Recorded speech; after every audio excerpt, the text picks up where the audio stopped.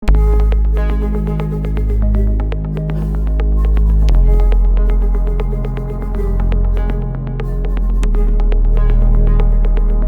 ख़त्म हो चुका है और जैसा कि मैंने आप लोगों से प्रॉमिस किया था, मैं हाज़िर हूँ एक नए पर्सपेक्टिव के साथ, एक नए दिन पे। सबसे पहले बात कर लेते हैं आज के सबसे की परफॉर्मेंस की। तो मेरी नज़र में सबसे आज के दिन का जो बेहतरीन और की परफॉर्मेंस था, that was Liton Das and he perform outstandingly. उन्होंने एक बेहतरीन इनिंग्स खेली और पाकिस्तान को बिल्कुल अंडर प्रेशर कर दिया।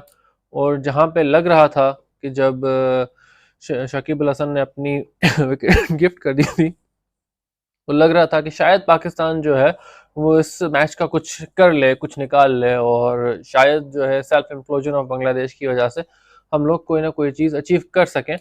बट ऐसा होने नहीं दिया उन्होंने। मुशफिकुर रहीम के साथ मिलकर उन्होंने एक आउटस्टैंडिंग परफॉर्मेंस दी। बात करते हैं बिल्कुल स्टार्टिंग से, वन बाय वन काफ़ी सारी चीज़ों को देख लेते हैं। तो जी, दिन स्टार्ट होता है और स्टार्ट होते ही जैसे कि मैंने कल बात की थी कि नसीम शाह जो है वो थोड़े से थ्रेटनिंग लग रहे थे, और कोई इतना थ्रेटनिंग लग नहीं रहा था कल। थोड़े से थ्रेटनिंग लग रहे थे, थोड़ी सी उनकी बॉल्स जो हैं वो आउटसाइड एजेस को मिस कर रही थी, कुछ आउटसाइड एजेस निकल रहे थे, और वही हुआ कि स्टार्ट होते ही सबसे पहली विकेट उन्होंने ली। वो उस विकेट पे बात करते हैं, that was an outstanding catch from और विकेट कीपर रिजवान। लेकिन वॉज दैट नेसेसरी? मतलब मैं नहीं कह रहा कि वो अच्छी कैच नहीं थी, it was a good catch, but it was the ball was headed straight towards the first slip. अगर खुदा न खास्ता वो मिस कर देते उस कैच को, तो he would have massed it up not only for himself but for the first slip as well. It was an amazing catch and a very difficult take. तो ये कॉल्स जो है ना, छोटी छोटी कॉल्स करना बहुत इंपॉर्टेंट होती हैं एक विकेट कीपर के लिए, कि क्या मुझे इस कैच के लिए जाना भी चाहिए या नहीं। मेरे हिसाब से इट वॉज बेटर ऑफ अगर वो फर्स्ट स्लिप के लिए वो छोड़ देते, क्योंकि एक कैचेबल हाइट पे और एक इजी कैच जा रहा था फर्स्ट स्लिप के पास, उनको कोई ज़रूरत नहीं थी वो कैच पकड़ने की। खैर, वो उन्होंने कैच पकड़ लिया, पहली विकेट चली गई। सेकंड विकेट भी with in the next 50 run हमने ले ली उनकी, और उसके बाद थर्ड विकेट, फिर थर्ड विकेट के लिए एक अच्छी पार्टनरशिप वो लगाते हैं, सम 90+ रन की पार्टनरशिप लगती है। और सेकंड और थर्ड विकेट्स जो थी वो ऑलमोस्ट आइडेंटिकल विकेट्स थी। मतलब ऐसे लग रहा था कि बिल्कुल जो है एक एक्शन रिप्ले देख रहे हैं हम। जो सेकंड और थर्ड विकेट गई थी वो बिल्कुल खुरम शहजाद की बॉलिंग में ऐसा लग रहा था कि it was like replay off the previous wicket. Not saying कि अच्छे बॉल्स नहीं थे, अच्छे बॉल्स थे, बट खुरम शहजाद के अलावा किसी बॉलर ने इतना ज़्यादा ट्रबल किया नहीं अपोजिशन को। अगर और किसी बॉलर ने थोड़ा बहुत ट्रबल किया तो दैट वाज अगेन न्यूबी मोहम्मद अली। मोहम्मद अली ने भी अच्छी बॉलिंग कराई और उन्होंने भी फोर्थ विकेट ली, जो वो बहुत अच्छी विकेट थी। लेकिन उस विकेट पे मेरे काफ़ी ज़्यादा एतराज़ात हैं। एतराज़ात ये हैं कि वो विकेट, अच्छा 93 पे आपने आउट किया है, शादमान वाज प्लेइंग वंडरफुली, उनको आपने जो है एकदम सरप्राइज करके आउट किया, it was a good ball. लेकिन अगर कोई भी सेंसिबल बैट्समैन होता शादमान के अलावा, तो वो शायद वहाँ पे आउट नहीं होता। The ball was good but it was not an outstanding delivery, it was a very average delivery जो ऑफ स्टंप पे पड़ के अंदर मिडिल स्टंप की तरफ गई। इट वाज नॉट समथिंग जो बैट्समैन एक्सपेक्ट ना करे at that point in his innings. ठीक है, लेकिन सबसे बड़ा एतराज़ मेरा सारी चीज़ में ये था कि जिस तरीके से उसको हमारे कमेंटेटर्स ने ट्रीट किया। एक फॉरेन टीम आपके पास आई हुई है, बड़ी मुश्किल से पैदो टीम्स आती हैं आपके पास टीम्स आती नहीं है, और आप वहाँ पे क्या कर रहे हैं? उनके best performer of the day को आप कह रहे हैं ही वाज हाइप्ड। मतलब आप कह रहे हैं कि the hype and buildup is over for Shadman. How come? How come you say that?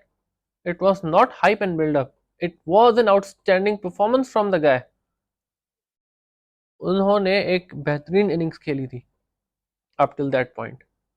तो उसको ये कहना कि वो एक हाइप था और बिल्डअप था जो कि ख़त्म हो गया, ऐसे लग रहा था जैसे कि हमारी जो कमेंटेटर थी वो ये इम्प्लाई करना चाह रही थी कि it was not a good innings और ये एक फ्लूक था, which it was not at all. ठीक है, तो मेरे दोस्त कुछ कहते हैं कि 2-2 रुपए की 5 चीज़ें लेने से बेहतर है 5 रुपए की 2 चीज़ें ली जाएं।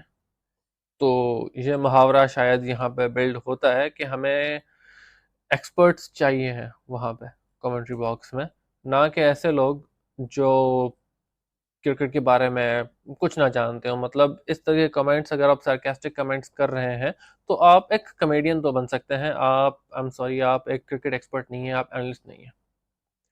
ठीक है, तो ये चीज़ मतलब मैं तो बहुत ऑफेंड हुआ।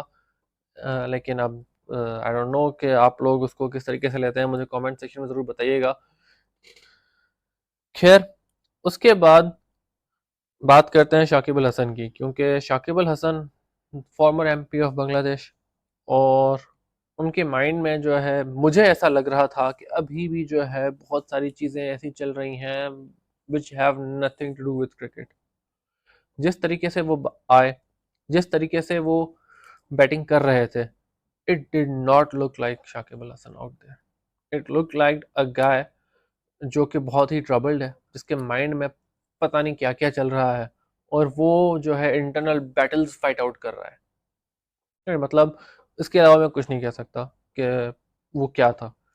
एंड अगेन, जैसा कि मैंने स्टार्टिंग में कहा था वीडियो की, कि हमने 218 पे जब 5वीं विकेट ली, जब वो एक सेल्फ इम्प्लोजन से शाकिब अल हसन ने खुद को आउट किया, उसके बाद एक बहुत अच्छी अपॉर्चुनिटी थी पाकिस्तान के पास कि पाकिस्तान उसका एडवांटेज लेता और विकेट्स को क्विकली निकालने की कोशिश करता। लेकिन फिर वही बात हुई, 80 ओवर्स हुए, हमें लगा कि हम न्यू बॉल लेंगे।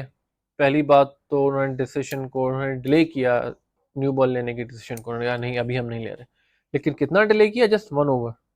अगर डिले करना ही था, अगर आप ओल्ड बॉल को ज़रा और टाइम दे रहे थे, लेकिन जिसका कोई पॉइंट नज़र नहीं आता, क्योंकि अपेरेंटली पाकिस्तानी भूल चुके हैं कि रिवर्स स्विंग किस तरीके से कराई जाती है। There was no reverse swing out there, कोई रिवर्स स्विंग हो नहीं रही थी बॉल पे। ठीक है, उसके बाद आपने न्यू बॉल लिया, और न्यू बॉल लेते ही आपने अपने स्टार परफॉर्मर्स को पीछे धकेल दिया। मतलब जो आपके विकेट टेकिंग बॉलर्स थे, जिन्होंने विकेट ली थी आपकी अभी तक, आपने उन बॉलर्स को साइड कर दिया और आपने वही नसीम शाह और Shaheen Afridi, at this point मैं तो कहूँगा आफरीदी का दामाद जो है, आपने उसको bowling they the just because वो आफरीदी का दामाद है। मतलब उसकी और कोई क्वालिफिकेशन नज़र नहीं आ रही मुझे इस वक्त टीम में होने की, शहनशाह आफरीदी की। पूरी मैच गुजर चुकी है, ठीक है, और आपके जो 2 की परफॉर्मर्स हैं पाकिस्तान के, जो प्राइड ऑफ पाकिस्तान है, आप उनकी परफॉर्मेंसेस देख लें। 3 दिन गुजरने के बाद उनकी परफॉर्मेंसेस ये हैं कि पहली इनिंग्स में बांग्लादेश और पाकिस्तान की अगर हम मिला के बात करें, तो the only batsman to have gotten out on 0 is Babar Azam, and the only bowler, the only quick bowler who has failed to pick up the wicket is Pakistan's Shaheen Afridi। ठीक है, ये आपकी परफॉर्मेंसेज हैं, ये आपके की प्लेयर्स हैं जिनकी ये परफॉर्मेंसेज आ रही हैं अब तक। तो उनसे फिर आप क्या एक्सपेक्ट करते हैं? मुझे तो नहीं लग रहा कि ये कल भी कोई विकेट ले पाएंगे। अगर जो अभी 2 इनके लास्ट रिकग्नाइज्ड बैट्समैन खड़े हैं बांग्लादेश के, अगर वो आउट हो जाते हैं और उसके बाद टेल में घुस के ये टेल की कोई विकेट ले लेते हैं तो अलग बात है। अदरवाइज मुझे नहीं लगता कि शाहीन आफरीदी जो है इन बैट्समैन को आउट कर पाएंगे। और इस वक्त बांग्लादेश जो है सिर्फ और सिर्फ 132 रन से ट्रेल कर रही है। अभी हम कंटिन्यू करते हैं उस 81st ओवर के बाद की कहानी। तो हमने अपने 2 जो मेन स्ट्राइकिंग बॉलर्स थे जो विकेट्स ले रहे थे, मतलब उन बॉलर को हमने हटा दिया और हमने शाहीन आफरीदी को बॉल थमा दी और नसीम शाह को बॉल थमा दी। उन्होंने क्या किया? With in the first 6 overs they lead around 40 run. मतलब विकेट लेना तो दूर की बात, वो बैट्समैन को कंटेन तक नहीं कर पा रहे थे।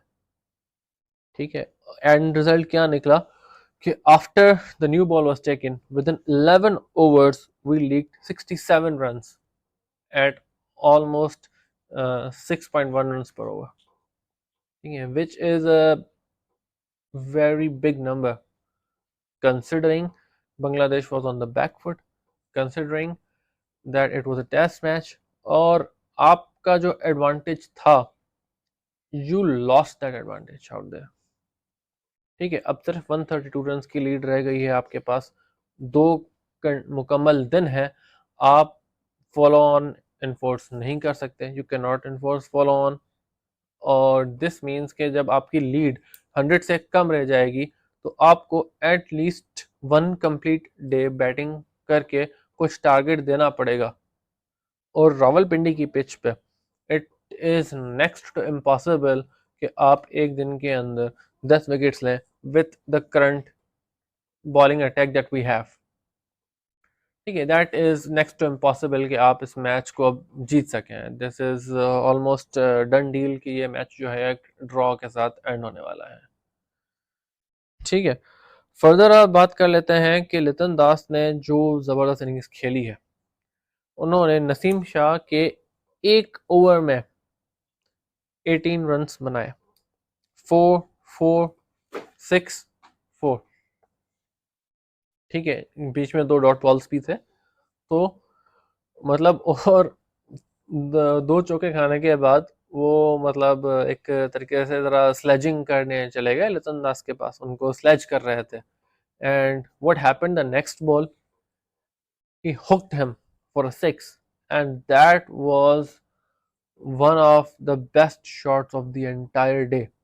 मतलब वो जो ओवर था, that over was amazing batting performance by Liton Das, लेकिन वो जो शॉट थी दैट वाज इवन बेटर, मतलब सबसे बेहतरीन शॉट थी। पहली बॉल होती है, आगे बढ़ के वो आपको 4 मारते हैं right over the bowler side, second ball होती है कवर्स में शॉट 4, थर्ड बॉल होती है थर्ड मैन की तरफ आपको हुक पे छक्का, ठीक है, फिर आप एक बाउंसर कराते हैं और वो मिस हो जाता है, और फिर एक और चौका टुवर्ड्स द लेग ग्लैंस, एक लेग ग्लैंस के साथ, तो 18 रन आपने के मैन बॉलर जो है नसीम शाह, उन्होंने लीक किए एक ओवर में, ठीक है, और शाहीन आफरीदी की तो क्या ही बात करें सारे दिन की परफॉर्मेंस की, मैं पहले भी उनको क्रिटिसाइज कर चुका हूँ इस वीडियो में, लेकिन मतलब उनका तो कुछ समझ ही नहीं आ रहा था कि वो कर क्या रहे हैं, वो चाह क्या रहे हैं, कौन सी बॉलिंग करा रहे हैं वो इस पिच पे, ठीक है, आई अंडरस्टैंड कि रावलपिंडी की पिच है, इतनी कोई सपोर्ट नहीं मिलती, लेकिन दूसरे बॉलर्स भी तो आपके साथ बॉलिंग करा रहे हैं, वो भी तो उसमें से कुछ ना कुछ निकालने की कोशिश कर रहे हैं, वो न्यू बॉल के साथ कोशिश कर रहे हैं, वो ओल्ड बॉल के साथ कोशिश कर रहे हैं।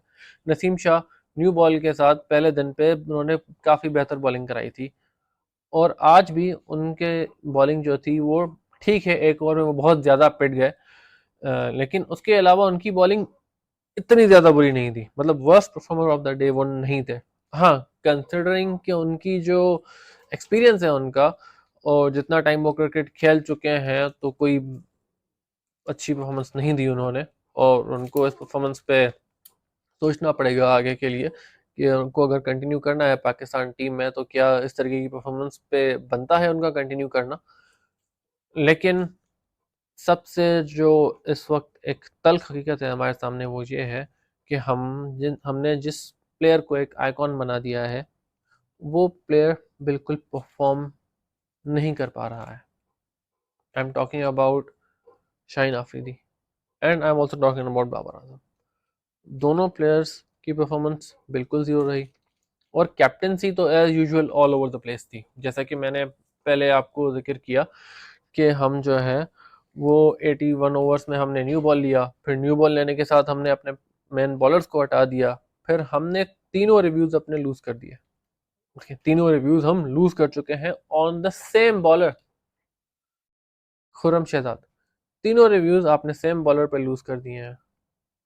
मतलब कौन सा अक्लमंद कैप्टन जो है वो इस तरीके की हरकत करता है कि 3 रिव्यूज आप जो है एक सेम बॉलर पे लूज कर रहे हैं। आप देख रहे हैं एक रिव्यू आपने लिया, ठीक है, बॉलर की जजमेंट आपको समझ में आ गई कि नहीं है सही, वो रिव्यू कैसे था इतना आउटसाइड ऑफ था कि अगर वो पैड को ही लगा था, बैट को नहीं लगा था, लेकिन वो इतना आउटसाइड ऑफ था कि विकेट्स को लगे या ना लगे, वो आउटसाइड इम्पैक्ट आउटसाइड ऑफ था। ठीक है, सेकंड रिव्यू जो आपका जाता है वो भी इतना बड़ा ब्लंडर के साथ जाता है।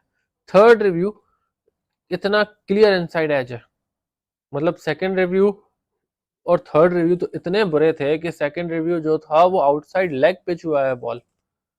एक ऐसे बॉलर की बात को आप कैसे मान सकते हैं तीसरी दफा रिव्यू लेने के लिए, वो भी आपका लास्ट रिव्यू जो बचा हुआ है, जो ये ही जज नहीं कर पा रहा कि मैंने जो बॉल कराई है वो down the leg side pitch हुई है या with in the line of the stump pitch हुई है, जो खुद बॉल कराने आ रहा है एक एंगल के साथ। ठीक है, तो जी हमारे तीनों रिव्यूज जो है वो चले गए। मैं इसमें बॉलर की गलती इतनी ज़्यादा नहीं कहूँगा, क्योंकि बॉलर्स तो एक्साइटेड होते हैं, वो तो चाहते हैं कि हर अपील को जो है वो रिव्यू लिया जाए उसका। लेकिन ये तो कैप्टन के ऊपर होता है कि आप कितना उसको समझते हैं, आप कितना समझते हैं कि बॉलर की जजमेंट सही है। और विकेट कीपर तो हमारे पीछे पता नहीं क्या कर रहे हैं, क्योंकि तीसरे रिव्यू में अगर मैं कहूँ कि ठीक है विकेट कीपर की गलती नहीं थी, उसके उसको नज़र नहीं आएगा ऑब्वियसली, फ्रंट में बॉल जो है वो बैट से लगा है, लेकिन पहला review clearly outside of ball लगी थी, दूसरा review ball peachy down the leg side हुई थी। तो इन दो रिव्यूज में तो हेल्प आउट करना चाहिए था विकेट कीपर को, अपने कैप्टन को। तो आई डोंट नो कि क्या हो रहा है हमारे कैंप में और किस तरीके की थिंक टैंक हमारी बैठी हुई है वहाँ पे और क्या डिसीजंस लिए जा रहे हैं, लेकिन अब तक के मैच से लग नहीं रहा कि हम लोग जो है वो ये मैच जीत पाएंगे। हाँ, thanks to Rizwan and thanks to और वाइस कैप्टन सऊद शकील, हम लोगों ने एक चीज़ असर्टन कर ली है कि इस मैच में हम लोग अब हमें हराना मुश्किल हो गया है अब बांग्लादेश के लिए। अब बहुत ही एक मिरेकुलस परफॉर्मेंस होगी बांग्लादेश की तरफ से अगर वो ऑन टॉप आ जाए, क्योंकि बांग्लादेश के लिए इस वक्त मेरे ख्याल से ऑन टॉप आना यही है कि वो इस मैच को ड्रॉ करवा लें। अब ये आने वाला वक्त ही बताएगा कि कल क्या होता है और परसों क्या होता है। ठीक है friends, thank you very much for watching my video. अब कल एक और दिन जब मुकम्मल हो जाएगा फोर्थ डे, तो मैं फोर्थ डे की वीडियो के साथ इंशाल्लाह हाजिर हूँगा। और फिफ्थ डे पे आया वो सरप्राइज़ फॉर यू, क्योंकि फिफ्थ डे पे सिर्फ फिफ्थ डे की नहीं पूरे मैच की कंप्लीट एनालिसिस होगी और उसके साथ हमारे साथ एक गेस्ट भी होंगे। तो thank you friends, please like, subscribe and share my video. अल्लाह हाफिज़।